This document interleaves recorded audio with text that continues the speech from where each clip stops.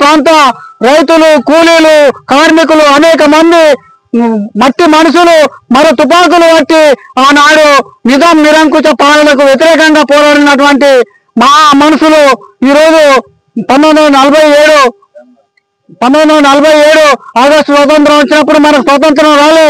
1948 September 17న Nizam ఆ రోజు వెళ్ళిపోయి ఆ రోజు ఇండియన్ సైన్యాలు సెప్టెంబర్ 13న తెలంగాణ ప్రాంతానికి వచ్చి ఎవరిని చంపారా అంటే ఆనాడు 10 లక్షల ఎకరాల భూములు భూస్వాముల భూములు పంచి పేద రైతులకు ఇస్తే ఆ రైతులను మళ్ళా గుంజి భూస్వాములకు ఇచ్చారు.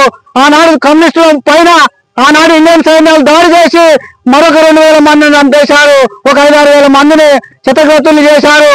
ఈ రోజు చాలా మంది చెప్తున్నారు ఇండియన్ సైన్యాలు వచ్చినాయి, ముక్కు మనిషి వల్లభాయ్ పటేల్ విముక్తి చేశారని. కాదు అది. ఎందుకంటే తెలంగాణ సాయుధ రైతాంగ పోరాటం ద్వారానే నిజాం వెళ్ళిపోయాడు.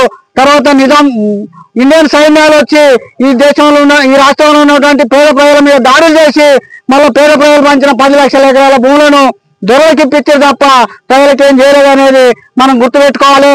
ఎందుకంటే ఆనాడు ఈ యొక్క రాష్ట్రంలో ఉన్నటువంటి బడుగు బలైన వర్గాలు మట్టి మనుషులు ఆనాడు దొరలకు ముందు గడిల ముందు కనీసం చెప్పులు వేసుకొని కాదు కదా, కనీసం కొత్త బట్టలు దొరుకుని పోయే పరిస్థితి లేదు.